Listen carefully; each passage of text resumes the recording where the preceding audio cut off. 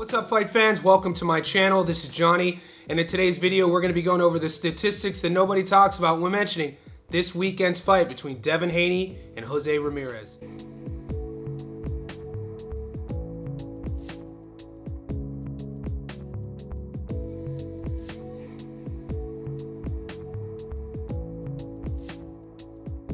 Guys, before I continue, I want to say thank you to all the new subscribers.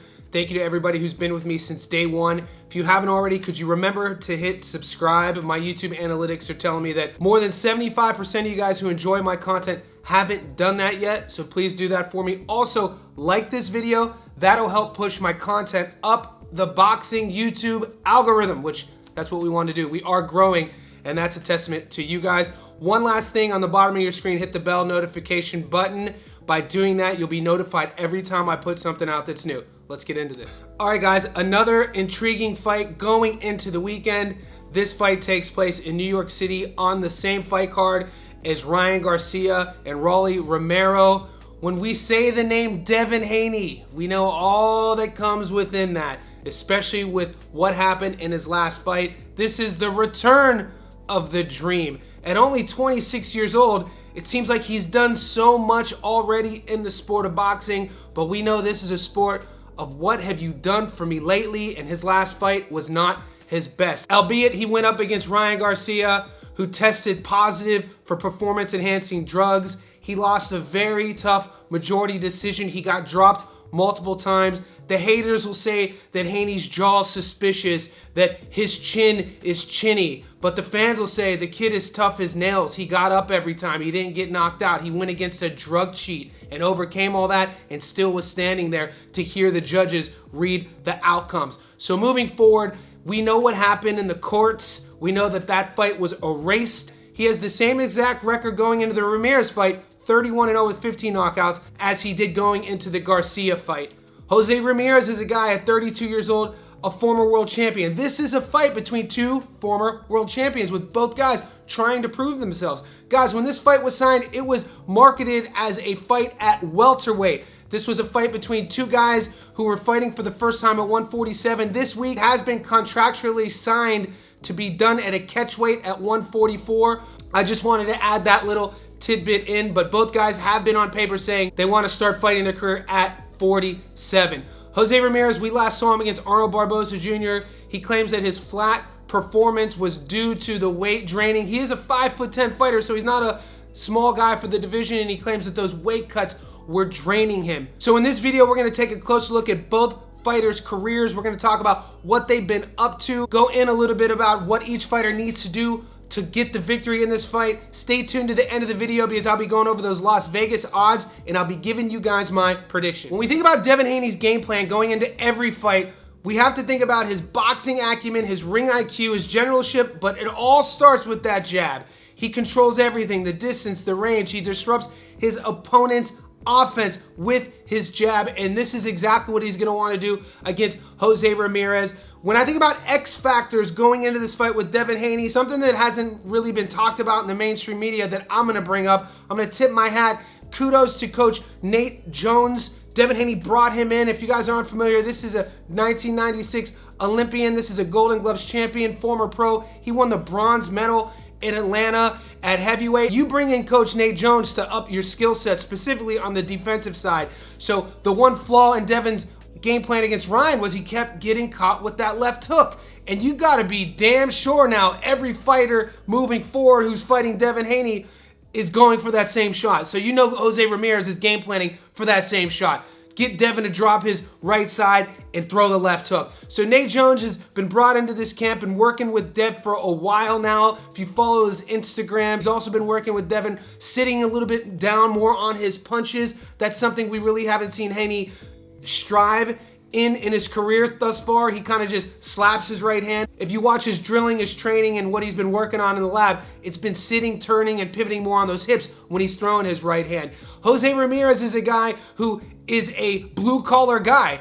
Coach Robert Garcia product. He's been there. He's been a world champion with Coach Garcia, and this is another opportunity to prove himself in a new division. He wants to become a world champion again. If you look at his career, though, going back to Maurice Hooker, he got Hooker out of there in the 6th round via knockout, but that was the fight on his career that he started taking a lot of shots and a lot of damage.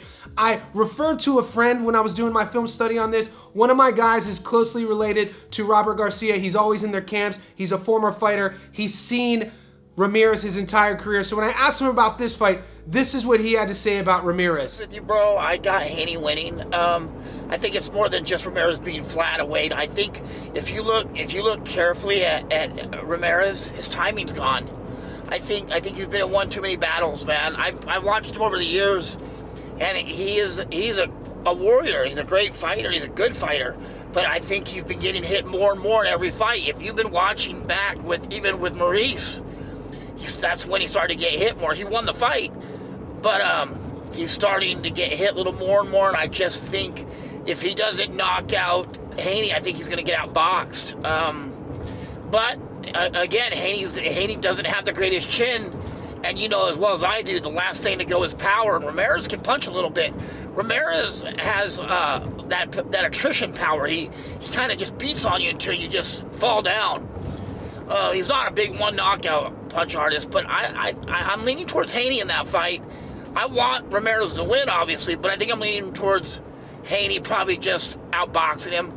I just think that Ramirez his time is over. I think his timing is not there, and his coordination, his reflexes aren't there anymore. And these are interesting points to hear from a former fighter and a current coach about pro boxers. And it's something that boxing analysts could read, study, and do as much film as they want. But it's hard to have the eye regarding what you see in a fighter when you start seeing them wilt or weather throughout a fight career. And my guy thinks that Ramirez started showing signs of degradation in that Hooker fight due to taking too many shots as well as losing those quick reflexes. Timing used to be a big element of Ramirez's game, and if he doesn't find a way to get that back against Devin Haney, he could be in for a long night. Right now I want to take a closer look at what's at stake this coming Saturday night in New York. Guys, Devin Haney and Jose Ramirez both have something to prove when they meet in New York City for a welterweight fight on May 2nd. I already told you guys they signed for 144 pounds,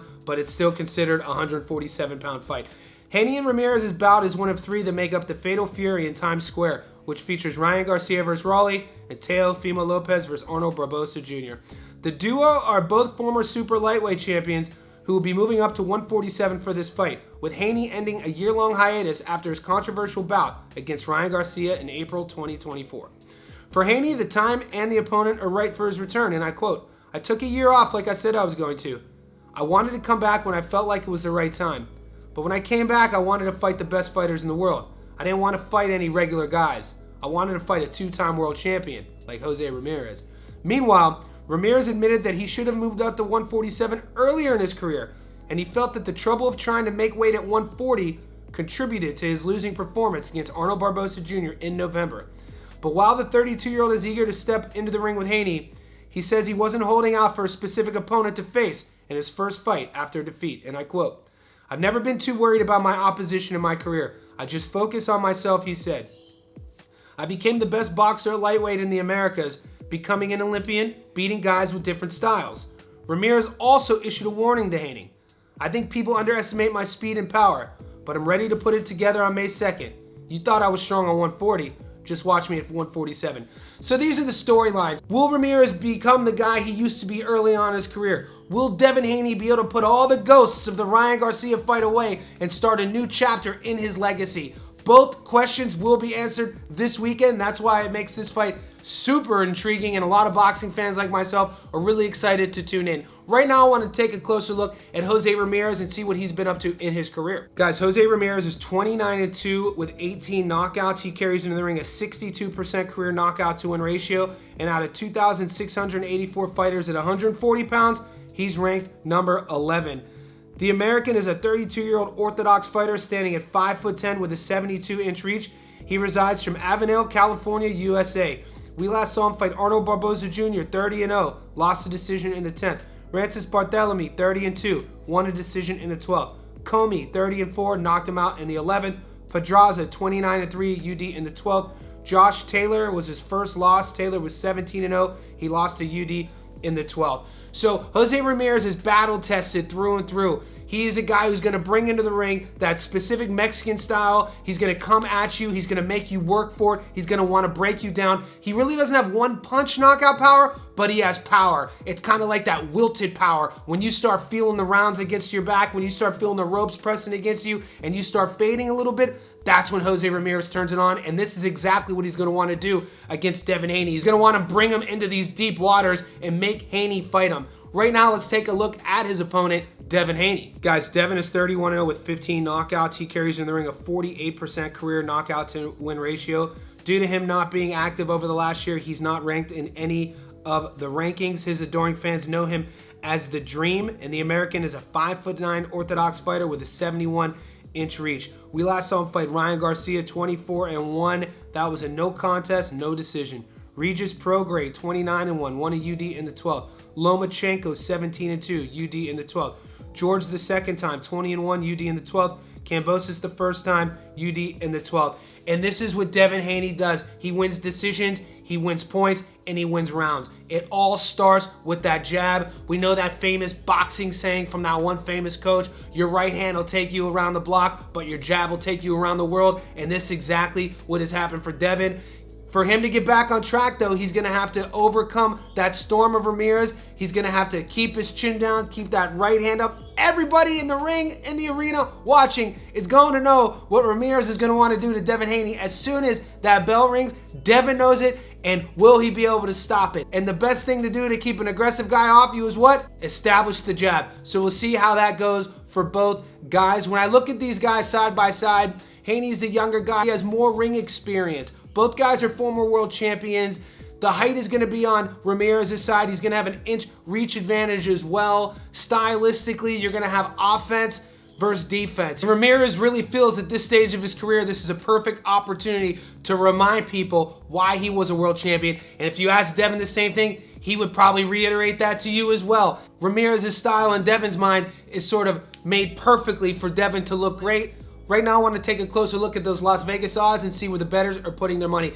Guys, I'm down here in Australia. My sports book is an app called Sportsbet. So wherever you are in the world tuning into this, let's pull our betting apps out and let's take a look at those money lines. Remember, I'm saving my prop bets and my method of victory bets to the end of the week for our live stream with pro boxing bettor Muscle Brown. So tune in then Friday morning at 11 a.m. in Australia, which is Thursday evening in America.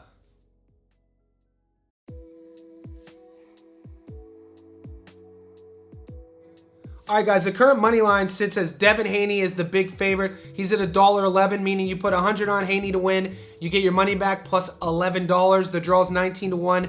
Jose Ramirez is a $7.75, meaning you put 100 on him, you get your money back plus 675. So what the odds makers are saying, that people are betting, they're taking Devin Haney to get back on track. They think Devin Haney's skill set is going to be too much. They think he's going to be able to outbox Ramirez, and a lot of people feel that Ramirez has seen his better days. They think all the wars that he's been in, his style, him being 32, he's just not at a stage where he can become a world champion. When I think about my prediction, where I'm going to go with my money, I'm going to take Devin Haney. I think his youth, his jab, and his overall skill set is going to be too much for Ramirez. I think it's going to be competitive early, and a lot of people are predicting this fight to go the distance. All I'm going to say is I think Haney wins more rounds than Ramirez wins, and at the end of the day, we're going to hear Devin Haney to remain undefeated. In the comment section below, you don't have to agree with me. How do you guys see this fight playing out? Is anybody taking the underdog? At the end of the day, are we going to hear the judges say Devin Haney the victor or Jose Ramirez the victor? Leave all that in the comment section below. Also,